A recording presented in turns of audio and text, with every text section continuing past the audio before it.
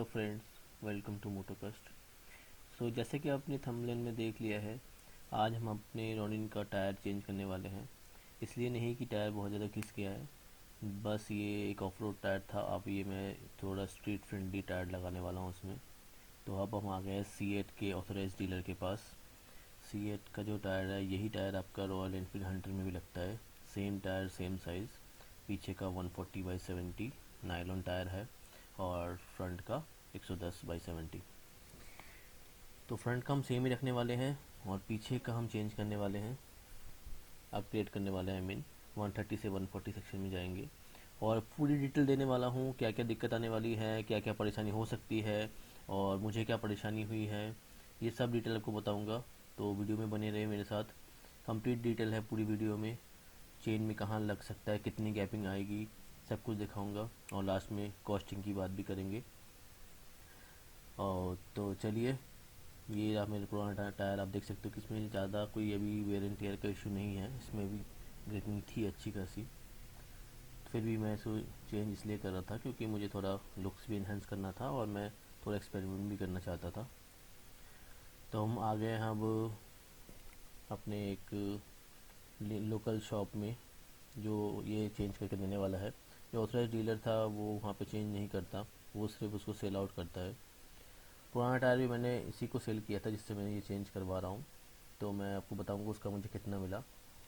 तो पहले ये भाई अपना फ्रंट टायर ओपन कर रहे हैं, उसके बाद ये उसको एक इनका ये टूल है, इससे मैंने वैसे भैया को पहले ही बता दिया था कि गाड़ी नई है तो आप ज़रा ध्यान से काम करना, ताकि अलॉयज़ में कोई तरह का निशान या स्क्रैचेस ना आ जाए। तो भैया ने काफ़ी, मैंने देखा कि ध्यान से केयरफुली काम किया है। जैसे कि आप यहाँ देख सकते हो कि ये भी जो प्रेस कर रहा है, इसमें कोई रिम में कोई फ्रिक्शन का काम नहीं चल रहा। और आगे भी मैं दिखाऊंगा आपको कि भैया ने बहुत ध्यान से ही काम किया है। फिर भी थोड़ा बहुत एकदम माइनर स्क्रैचेस तो आ ही जाते हैं क्योंकि लोकल शॉप है, तो वो भी वही है बात। तो अगर आपके पास कोई ऑथोराइज C8 वाला डीलर अपना लगा के दे रहा है तो उससे लगा लोगे तो मेरे ख्याल से अगर उसके पास प्रॉपर मशीनरी रहेगी तो अच्छा रहेगा। जैसे आप यहाँ पर देख सकते हो कि भैया ने कपड़ा यूज़ किया है ताकि जो ये इनका ये टूल्स है उनके निशान हमारे रिम्स में ना आए, तो उससे काफ़ी फ़र्क पड़ा था। फिर भी थोड़ा बहुत माइनर स्केचेस था, वो नॉन नोटिसेबल है, अब ऐसे दिखेगा नहीं आपको। ये टायर ओपन करने के बाद इन्होंने ये कोई ग्लू टाइप का था इनका कोई, ये इन्होंने रिम में चारों तरफ लगा लिया था और उसमें उसके बाद टायर में भी लगा लिया था और लगा के उसके बाद टायर को सेट किया था। तो फ्रंट टायर में कोई ऐसा दिक्कत नहीं आई, फ्रंट टायर आराम से सेट हो गया था क्योंकि वो सेम साइज़ का था, इसलिए कोई ऐसा दिक्कत भी नहीं आई। और इसकी जो मैंने लिया था तब मुझे C8 ऑथराइज डीलर ने इसको रजिस्टर करके मेरा फ़ोन नंबर लेके इसको वारंटी भी स्टार्ट कर दी थी। तो इसकी शायद 3 इयर्स की अनकंडीशनल वारंटी है। तो जैसे उसने वारंटी स्टार्ट करी मेरे पास SMS आ गया था और उसमें डेट भी लिखा था कि किस डेट तक मेरी वारंटी वैलिड है। तो फ्रंट टायर हमारा लग चुका था और भैया रियर टायर ओपन कर चुके थे। और भैया काफ़ी चैम्पियन थे, काफ़ी एक्सपीरियंस थे, मैंने देखा, क्योंकि उनका यही काम है, सिर्फ रियर टायर चेंज का ही उनका काम है मेनली, और कुछ नहीं करते वो। पुराना टायर ख़रीदना और टायर रिप्लेस करना और पंचर लगाना, सिर्फ इतना ही काम था इनके शॉप का। इसलिए इसमें ये चैम्पियन थे। बहुत आसानी से और बहुत ही कम टाइम में उन्होंने इसको खोल के मुझे लगा भी दिया था।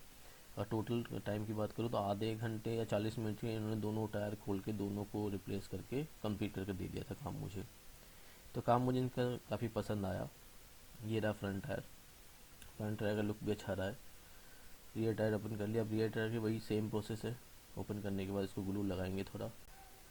तो दोनों टायर लगने के बाद चलिए अब आपको कंप्लीट लुक दिखाता हूँ गाड़ी का कैसा आ रहा है, और सारी डिटेल्स में बात करते हैं, क्या एक्सपीरियंस रहा और क्या क्या चीज़ें इम्पैक्ट हो सकती है आगे चल के, कितनी कॉस्टिंग पड़ी, सब कुछ बताऊंगा। रियर टायर लगने के बाद हम अपने घर में ले जाके इसको अच्छे से आपको फिर चारों तरफ से दिखा के 360 डिग्री व्यू एक दूंगा। चलिए। सो फ्रेंड्स, हमने अपने दोनों टायर चेंज कर लिए हैं और आगे का 110 है, पीछे का 140, और दोनों का जो थ्रेड का पैटर्न है वो ऑलमोस्ट सेम है, दोनों ही सेम है। जैसे कि फ्रंट का देख रहे हो वैसे ही रियर का भी है। तो फ्रंट में जैसे सेम सेक्शन का टायर है तो कोई कहीं पे एक्स्ट्रा गैपिंग का इश्यूज़ वगैरह कुछ नहीं है, बिल्कुल बढ़िया है। और लुक भी आप देख सकते हो कि कुछ इस तरह से आ रहा है।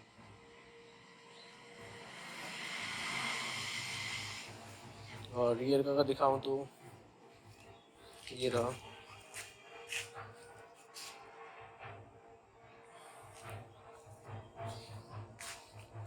ये side profile 140/70 CEAT zoom excel tyre है मेरा। प्राइस वगैरह मैं वीडियो के एंड में बताता हूँ। पहले जो इम्पोर्टेंट चीज़ें हैं वो है कि 140 सेक्शन है, तो लोग कंसर्न थे कि गैपिंग का क्या रहेगा। तो जैसे देख सकते हो आप, गैपिंग पहले की तरह सेम ही है। पहले वाला भी मेरा इतना ही गैप था, एक ही उंगली जा पा रही थी, अब भी एक ही उंगली जा पा रही है। तो गैपिंग में कोई इश्यूज़ नहीं है। और यहाँ पे देखोगे तो यहाँ पे 2 उंगली जा रही है। पहले यहाँ पे थोड़ा सा एक्स्ट्रा स्पेस था, यहाँ पे थोड़ा सा स्पेस कम हुआ है, लेकिन साइड में जब आप देखोगे तो साइड में सेम ही है। I don't know, may be ये चौड़ा है, बट इसका जो शेप है वो थोड़ा ओवल टाइप का है। इस वजह से जो साइड की प्रोफाइल है वो नहीं बढ़ी है बेसिकली। सिर्फ इसका जो हाइट है वो बढ़ा है, क्योंकि इसका जो ओवल शेप की वजह से जो 10 mm होना बढ़ा है वो ऊपर की तरफ बढ़ा है। और साइड में भी बढ़ा है, जैसे कि 140/70 है तो साइड का प्रोफाइल भी थोड़ा बढ़ा है, लेकिन ये इससे कोई फ़र्क मुझे लग नहीं रहा। तो जैसे कि ओवल में बड़ा है तो आपकी ग्राउंड क्लियरेंस भी थोड़ी बढ़ जाएगी, शायद 10 से 15 mm तक बढ़ जाएगी। और सीट हाइट भी आपकी 10 mm बढ़ जाएगी, क्योंकि ये ओवल शेप का है। साइड में नहीं बढ़ा है तो ऊपर ज़रूर बढ़ा होगा, क्योंकि ये प्रोफाइल भी ज़्यादा है। और ये ओवल शेप का है तो वो 10 mm जो बढ़ा है वो साइड में नहीं, आपका ऊपर की तरफ ज़्यादा बढ़ा है। तो ग्राउंड क्लियरेंस अच्छी बात है कि बढ़ गई है, लेकिन जो शॉर्ट राइडर्स हैं उनके लिए एक वार्निंग है कि सीट हाइट आपको 10 mm से ज़्यादा मिलेगी, और तो मे भी उनका थोड़ा पैर टच होने में दिक्कत हो ग्राउंड में। बाकी रही टायर चेंज के बाद 3 चीज़ें जो इम्पैक्ट करेंगी, वो है आपका परफॉर्मेंस, ब्रेकिंग और माइलेज। और यहाँ पे एक छोटा सा कवर रहता है रोनिन में, वो मैंने निकाल दिया है। मेरे ख्याल से अगर वो रहता तो शायद ये उसमें अड़ जाता, क्योंकि वो काफ़ी टची सा हो सकता है। यहाँ पे जो गैपिंग है उसकी काफ़ी कम होती है स्टॉक टायर में। और ये जैसे कि मैं बोला कि ऊपर की तरफ बढ़ा है, जैसे कि बोला कि ऊपर की तरफ बढ़ा है तो फिर उसमें ये टच हो सकता है। मैंने इसको पहले निकाल दिया था, मोस्ट प्रोबेबली उसमें लगेगा, बट वो कुछ ज़्यादा मुझे खास काम का लगा नहीं। यहाँ तक तो वैसे भी मडगार्ड से कवर्ड है, बस ये वो मोनोशॉक का जो डस्ट है वो प्रोटेक्ट करता था। इसके लिए मुझे कुछ खास नीड लगी नहीं उसकी, लुक को भी थोड़ा स्पॉइल करता था वो। बाकी आप वो चाहो तो रख सकते हो, लगा के देखना में भी टच हो जाए। बाकी साइड में और फ्रंट में अगर बात करूँ तो कोई दिक्कत नहीं है। जैसे आप देख सकते हो दोनों साइड की गैपिंग सेम ही है, जो पहले थी वही है, तो कोई दिक्कत नहीं आने वाली आपको। और मैंने इसका टेल कटवा दिया था, यहाँ पे एक रिफ्लेक्टर होता है वो शायद अड़ जाए। काफ़ी दोस्तों ने, मैंने देखा है काफ़ी वीडियो में ये कहा है कि जब ये जर्किंग करती है गाड़ी थोड़ी, तो उसमें पॉट होल्स में ये चीज़ यहाँ पे लग जाती है। तो वो मैंने पहले ही काट के निकाल दिया था, तो उसकी भी दिक्कत नहीं आने वाली मुझको। तो आपको आए तो देख लेना, ये काट दोगे तो फिर हो जाएगा काम आपका। बाकी सब कुछ बढ़िया है। और रही परफॉर्मेंस की बात, तो माइलेज तो मैं अभी चेक करूँगा तो ही बता पाऊँगा, अभी तो सिर्फ लगाए ही हैं। और इनिशियल इम्प्रेशन अगर बताऊँ तो मैंने देखा कि ब्रेकिंग थोड़ी वीक हुई है। मे बी उसका जो थ्रेड पैटर्न था वो टायर में जो ग्रिपिंग थी वो बढ़िया थी पहले की, अभी ग्रिपिंग थोड़ी कम हो गई है फ्रिक्शन की वजह से। तो उसकी वजह से शायद जो फ्रंट ब्रेक है वो मुझे थोड़ा वीक लगा। पहले फ्रंट ब्रेक ज़्यादा एक्चुअल तरीके से काम करता था, बहुत ज़्यादा सडन काम करता था। अब वो काफ़ी ज़्यादा उसको पुश करना पड़ रहा है लीवर को, तब जाके ब्रेकिंग लग रही है पहले जैसी। तो मैंने देखा कि ब्रेकिंग थोड़ी वीक हुई है, बेटर नहीं भी नहीं, हाँ लेकिन परफॉर्मेंस में it was good, better actually. क्योंकि पहले परफॉर्मेंस में ये था कि जैसे ही आप रेस रिलीज़ करते थे तो जो गाड़ी थी वो एकदम से स्टॉप होने की कगार में आ जाती थी, आपको पता लग जाता था कि गाड़ी ने अपना दम छोड़ दिया है।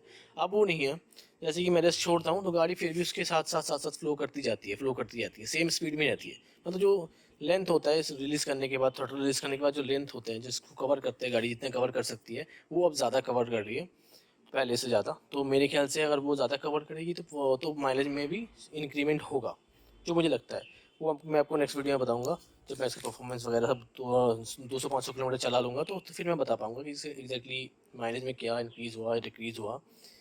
लेकिन ब्रेकिंग अभी मैं इनिशियल इंप्रेशन यही है, चला के ला रहा हूँ तो ब्रेकिंग वीक हुई है। वीक पता नहीं क्यों हुई है, लेकिन ब्रेकिंग मुझे वीक लगी है। मे बी उसका प्लेट में शायद ऑयल लगाया या कुछ, पता नहीं। फिर लॉन्ग टर्म में मैं एक नेक्स्ट ओपिनियन दूंगा अपना। अब आ जाते कॉस्टिंग की तरफ। दोनों C8 के टायर्स हैं, जूम एक्सेल। दोनों का थ्रेड पैटर्न सेम है, देख लिया आपने। नायलॉन नायलॉन टायर है, रेडियल टायर नहीं है। तो प्राइस जो मार्केट में है, पीछे का मैं देख रहा था अराउंड 3000 के ऊपर ही है, और फ्रंट का आपको कम से कम भी 1800-1900 के ऊपर ही मिलेगा। पर ये मेरा एक फ्रेंड था, तो उसने मुझे काफ़ी सही रेंज में दे दिया है। मुझे पीछे का 2500 में मिल गया था और फ्रंट वाला 1500 में, तो मुझे काफ़ी बच गया है। और बाहर से लोगे तो आप पता कर लेना, ऑनलाइन भी मैंने देखा था, वो 3000 के ऊपर ही था पीछे वाला भी, और फ्रंट वाला भी आपका कम से कम 2000 के आसपास या उसके ऊपर ही पड़ेगा। तो ये चीज़ मेरे साथ सही रही, इसलिए मैंने इसको चेंज करवा लिया। और पुराने का भी मुझे अच्छा प्राइस मिल गया था, दोनों टायर्स का भी मुझे मिल गया था 1500 के आसपास मिल गया था मुझे, क्योंकि मेरे दोनों टायर बिल्कुल ही न्यू थे। सिर्फ 1 साल पुराना था और गाड़ी सिर्फ मेरी चली थी 3000 किलोमीटर। तो इसलिए उसका पैटर्न भी अभी ज़्यादा घिसा नहीं था, बिल्कुल ही नया था। तो इसलिए मुझे अच्छा प्राइस मिल गया। वही चीज़ मैं अगर सिटी में ट्राई करता तो प्राइस कम मिलता। थोड़ा आप अगर पुराना टायर बेचना चाहो तो थोड़ा रूरल एरिया में ट्राई करना, वहाँ पे पुराने टायर्स बिकते हैं, इसलिए ख़रीदते भी हैं लोग, इसलिए तो उस वहाँ पे प्राइस ज़्यादा मिल जाता है। अच्छा, आगे मॉडिफिकेशन आएगी, आपको बैक रेस्ट का मिल जाएगा। प्लानिंग है कि टेल टेडी को यहाँ पे कुछ नया सेट करके इसको शॉर्ट करने की कोशिश कर रहा हूँ, मिल जाएगी आपको अपग्रेड। आप बने रहे मेरे साथ, चैनल के साथ सपोर्ट करते रहिए।